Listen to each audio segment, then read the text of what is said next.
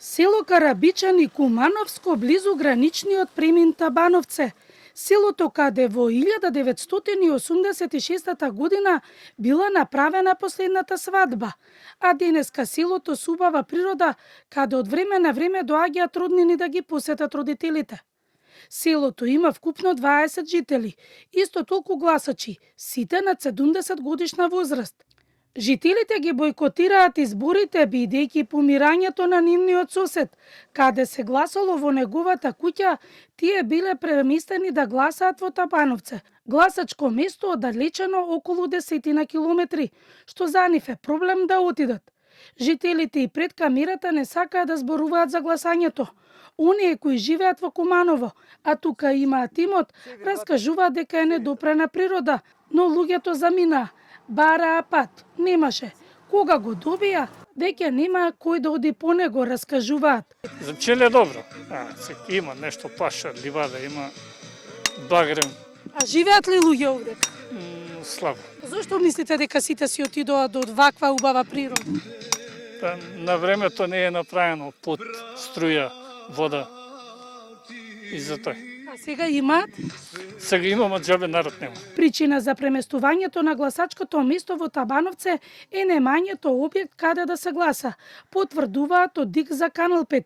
До селото Карабичани е селото Четирце. Селото го формирале 4 семејства, со радост и аманет да живеат многу луѓе. Најстариот скоро има и 90 години. Избирачкото место на список има вкупно 144 запишани гласачи, до сега имаме излазност од 21. Очекувате ли поголема излазност? Да, во попладневните часови сигурно. Луѓето се занимаваат голем дел со земјоделие, си ги завршуваат преку ден работите и попладне, кога ќе се стемни, доаѓаат и да си го исполнат своето гласачко право. Минатиот круг гласале околу 70 луѓе. Денот убав, па прво да ги завршат работите во нивата, па потоа на гласање. Жителите раскажуваат дека селото умира, нема свадби, а има многу ергени. Денеска не сум, али има време ќе гласам, кога имам нешто работа, ќе дојдам така. Така, колку години имате вие? 70. Има ли млади овде? Слабо, нема ни млади, нема ни стари. Нема млади, од 50 години има неженjeni, беќари неженjeni. По 50 години направиш и така. А не може да најдат невести тие? Невести па не дојде никаде во село. Тешко.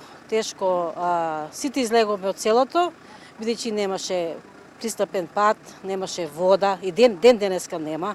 Нити пат, нити канал, нити вода. Бројките и буквите ќе останат сеќавања дека овде учеле деца.